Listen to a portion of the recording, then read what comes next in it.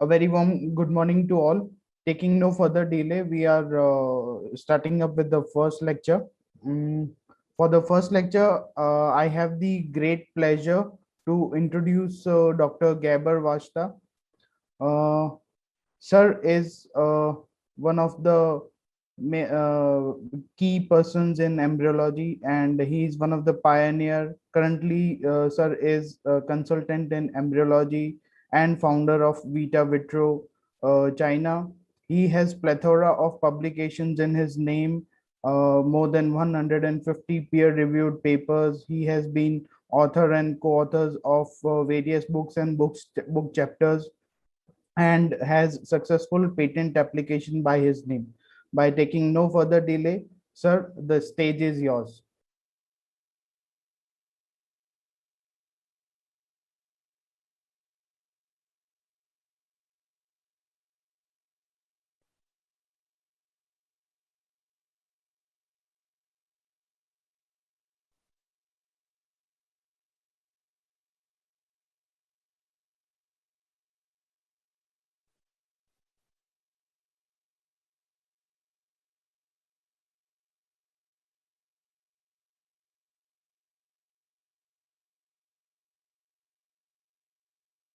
Dr. Gabor, can you please unmute yourself?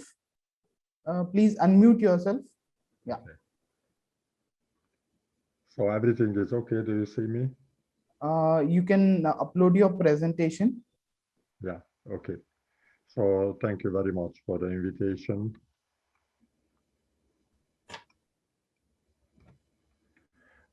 Some parts of this lecture will be debatable, so you are welcome to have challenging questions and different opinions.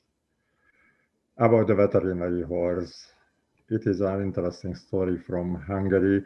In the 19th century, a vet has written a book about horse science, and a picture was inserted which contained all the diseases a horse can have. And this picture became very popular.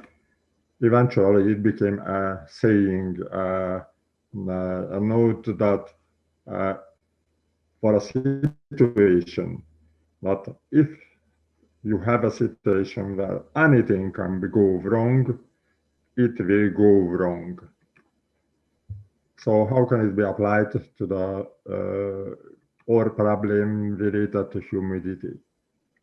It is related mainly to incubators, which are, of course, common tools of laboratory, but just 43 years ago, when we started to make human IVF and in large scale, we Can you required can you can you uh, share your screen? The PPT is not visible now.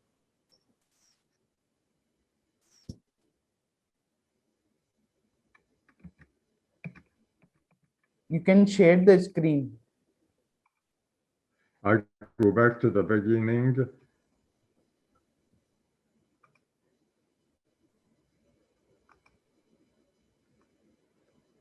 Previously, you told me that the share is closed, so I try to share now. Hmm.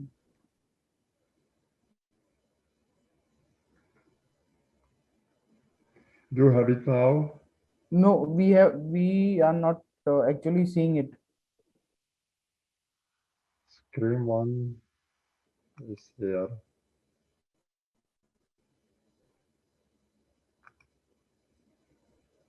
Share screen.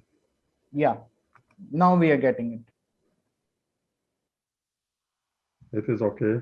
Yeah. So can you start it? Thank you. So again, thank you for the invitation. Uh, you can click on the presentation.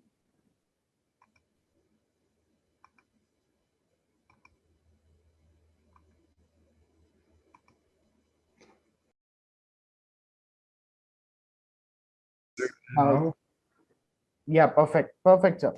okay. So again, about the veterinary horse, a story from the 19th century Hungary, when a vet has written a book about horse science and inserted a picture about a horse which contained all the possible diseases a horse can have. And eventually it was famous horse and became a saying for a situation when anything which can go wrong will go wrong. How can it be applied for our situation? First, let's talk about the incubators. Incubators are common laboratory tools, but were insufficient when we started to make large-scale IVF. It required undisturbed individual cultures for each patient. And in the middle of the 90s, we started to use some homemade solutions, including the glass bells extricators, but they were too big, and we put them into the incubator one or two. It did not really resolve the problem, so we started to use some plastic boxes, but these plastic boxes, they were smelly, they were leaky, they were not appropriate, and some metal boxes, everything, but did not work well. Finally, we returned to the box type incubators, but smaller ones, just for one or two patients. They were okay, but they were very expensive, almost as expensive as big incubators, and the running cost was not low either. So eventually the solution seemed to be done when we had the top loader benchtop incubators from 2000. I got a prototype to test at the Monash University, and I put there bovine embryos from day 1 to day 7. And they were okay, they grew well, but not as nice and in the traditional incubator undisturbed. So I told to the developers that, okay, but I am not really happy with this. But they got feedbacks from human labs, day 3 embryo cultures, and they were happy with it. And the developers told me that, okay, Gabor, thank you. And they just started large-scale production. Large-scale production, they did it, other companies did it, and it flooded the market eventually. But all these incubators were dry. Why? Because of the corrosion, sensors, and infection. Corrosion. We can make metal ships for the oceans. We can make submarines in salt water. Cannot we avoid corrosion from distilled water, from vapor of distilled water? And the sensors, come on. We go to the Mars, take sensors over there. We go to the space with sensors. Cannot we make sensors for a humid incubator? And for the infection, thank you very much, industry. You are very nice, but we don't need it. Because if we do embryology, laboratory work well, we will not have infection, humid or dry atmosphere. So let me say that these companies seem to choose the simple solution. Inexpensive, nice, not problem, and they produce it, and they give some explanations for us. But how many of the incubators are dry? I made a short survey about the commercially available benchtop and time-lapse incubators, possibly incomplete list, but so far the most comprehensive. 11 companies sell these incubators worldwide. 22 incubator types were identified, including 5 time lapses. 13 incubators, no humidity, including 4 time lapses. 9 with humidity, but in 5 only optional, and then 4 standard. But the difference between dry and humid is even higher if we consider the compartments per incubator. In humid, it is just 3. In dry incubators, the average is almost 9. So eventually, we have more dry type incubators. We have larger capacity in these dry incubators. And of course, the laboratories prefer to buy larger incubators. So an estimation about 70 to 80% of our cycles are run in dry incubators. But is it a problem? oil prevents evaporation or not. Consensus started in the early 2010 and then summarized by Swain. He said it is a problem, but if you put enough oil, it can be still eliminated. But 2 years later, there was evidence that dry incubators result in compromised development. And from that time, the number of publications increased. And we are now 2021, half a year, and we have already 5 publications about that. And all these publications say that the dry incubators are bad, they result in handicap development. How much? What is the difference? In the blastocyst development, -5 to -22%. And because the embryo quality overall is handicapped, the pregnancy rates are also lower. -7 to -16% is the difference.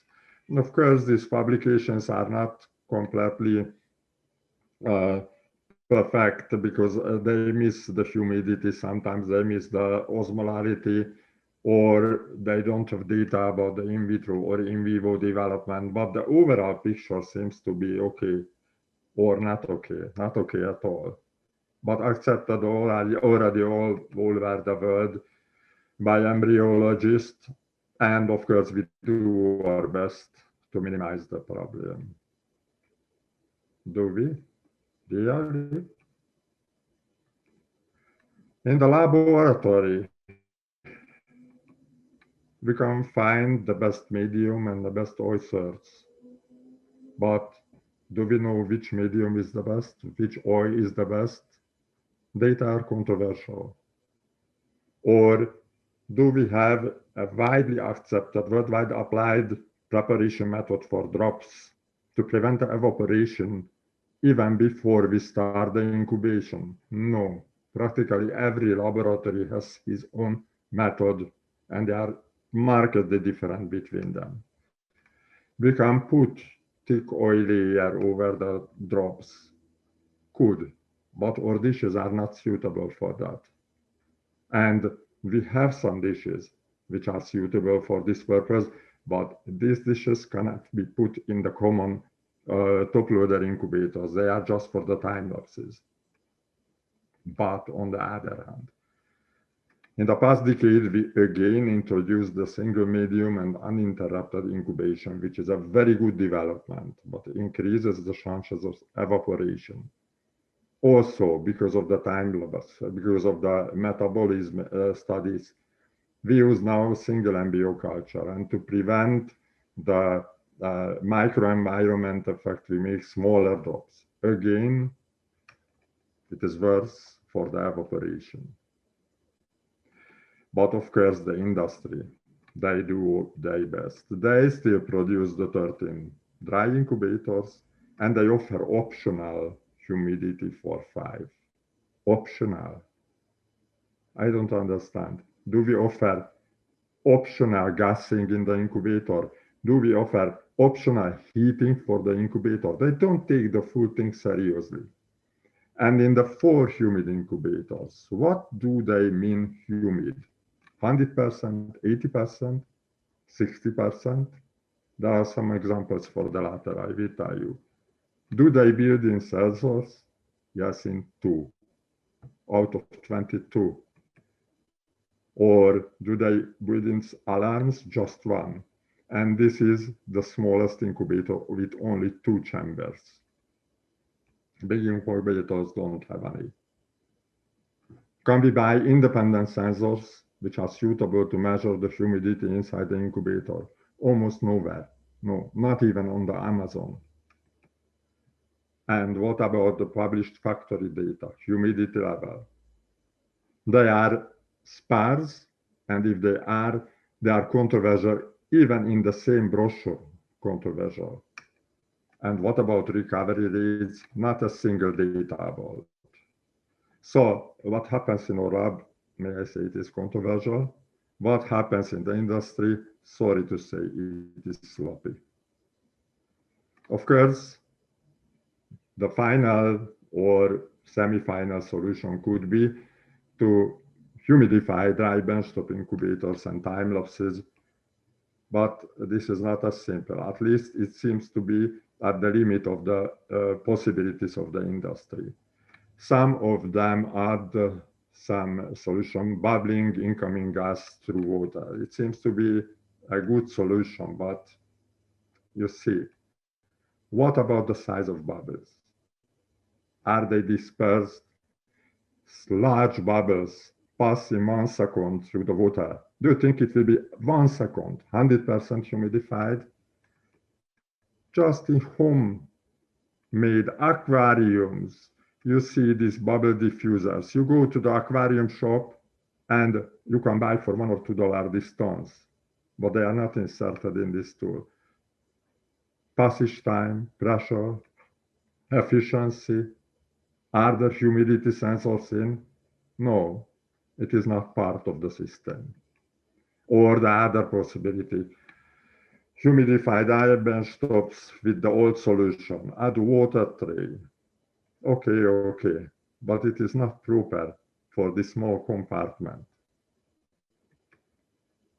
Just imagine when you inject the gas mixture in contrast to the large incubators. Here you eject all the gas content and replace it with a new one with zero humidity. So it happens that it decreases to zero, then recovers, decreases to zero, recovers. Is any data? No. Is any data? Yes, there are some data about efficiency. In an analog system, they put Petri dishes in the same incubator, opened it, and let them evaporate.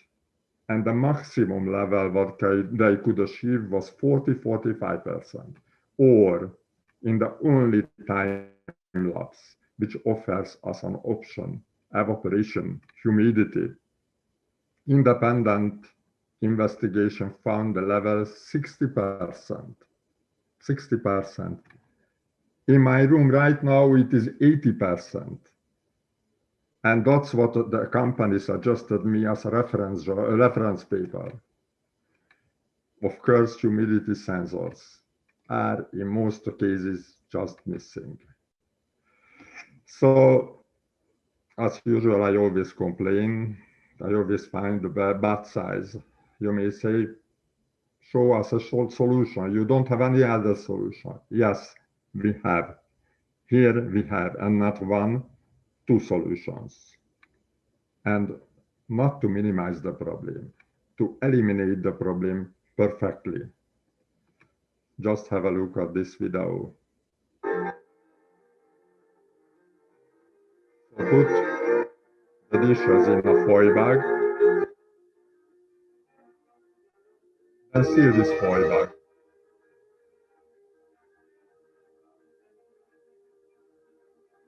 And then with a needle, enter and inject the humidified, pre-warmed gas into the foil bag. And then just seal this hole. You can repeat this injection, but then you seal this hole.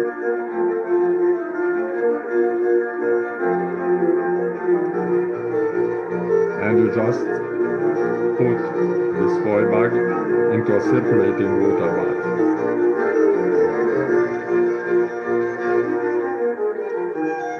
For 5 days or 7 days, that's all.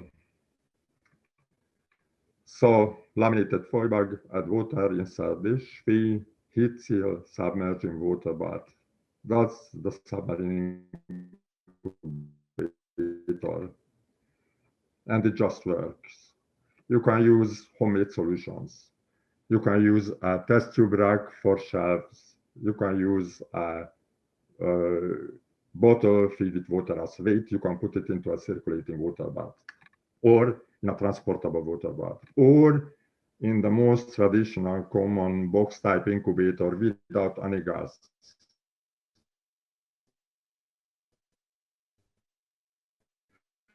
Of course, here be as high as in the water baths, but still it is much higher than with the naked dishes. And if you ask me about the recovery rates, in 1 hour, the humidity will be 98%. In 2 hours, it will be 99%, and it will stay at this level for 7 days. And the embryos will look much, much better. So, just very shortly, the submarine incubator is consistent, inexpensive. Just imagine running cost. One gas bottle is enough for a full laboratory for half a year. It provides individual culture and it is safe because nothing can go wrong. Of course, it has disadvantages. 40 seconds per patient, a lot of investment. It is primitive, no beep, no computers, no displays, just works. And unfortunately, it is not good for benchtop incubators. A big disadvantage, you have to return to the box type incubators, or you may use our second solution. Again, elimination, total elimination, and even simpler. And it is really an egg of Columbus. And we patented it, and we made a paper, a short publication, just 1.5 pages, and submitted 5 months ago. 4 journals rejected it. One journal right now considers. I was praying to God to get it before this lecture. Accepted. No, I did not get it yet. It is under review. But why was it refused? Because it is too simple. Because it is not the level of our journal. And because it is rather a commercial ad. Come on. In the human IVF since 43 years, anything which became scientifically successful was eventually commercialized, even the full IVF. So it is a problem. Anyway, we just wait. I cannot tell you this solution right now, but I promise you that I will inform you personally if you give me an email address, or it will be published on the LinkedIn the day the paper is accepted. So, in conclusion, we created a problem 20 years ago. It was us who created it. We failed to detect it for approximately 15 years. Now we failed to define it. Data are still sparse. We failed to compensate it. We did not do our best at all. And that resulted in 10% loss in overall efficiency, approximately. Yeah, enough. And we have solutions for elimination, but we forget the existing solutions and we reject any new solution. Can we do more? I don't think so. We created the perfect veterinary horse of embryology. Thank you very much.